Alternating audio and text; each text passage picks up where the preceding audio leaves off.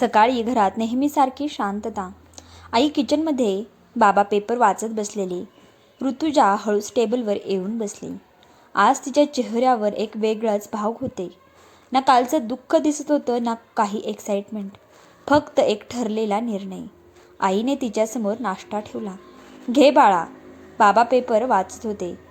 सगळं नेहमीसारखंच होतं, पण आज काहीतरी बदलणार होतं.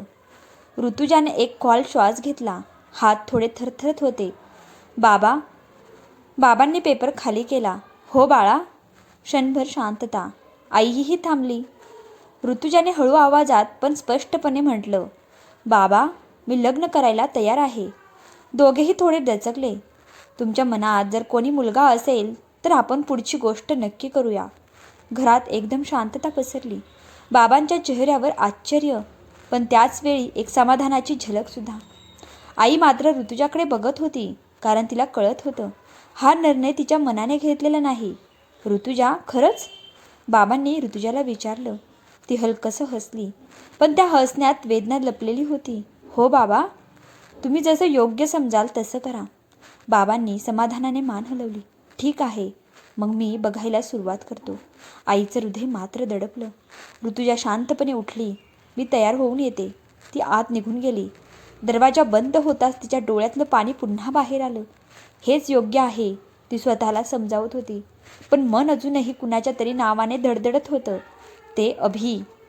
ऋतुजा तिच्या रूममध्ये होती. डोळे पुसून स्वतःला सावरत होती. बाहेर बाबा आणि आई बोलत होते. "एक मुलगा आहे माझ्या मनात," बाबा म्हणाले. आईने उत्सुकतेने विचारले, "कोण?" बाबा म्हणाले, "लांबचा नाहीये." बाबा शांतपणे म्हणाले, "आपल्याच ओळखीचा आहे." आई मात्र थोडी विचारात पडली. "मधू आत्याचा मुलगा." आई दचकलीच. "काय?" "हो."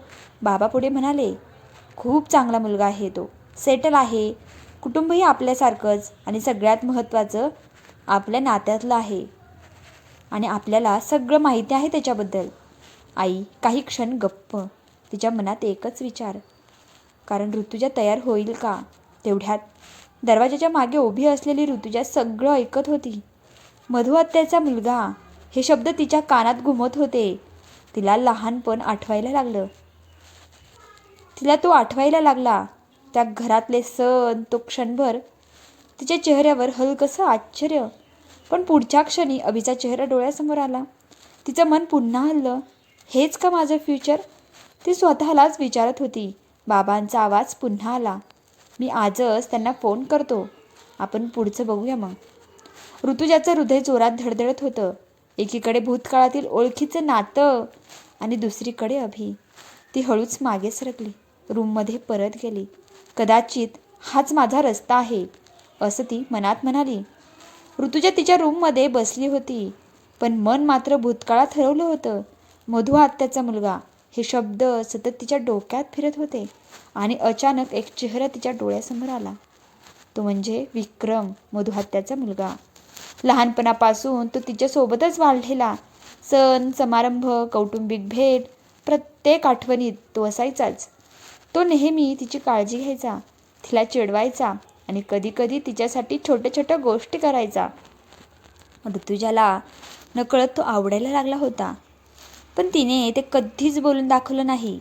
आणि एक दिवस तो अचानक सांगतो, "मी जर्मनीला जातोय माझ्या पुढच्या शिक्षणासाठी." तो दिवस आजही तिला आठवत होता. ती काही बोलली नव्हती, पण मनात खूप काही होतं.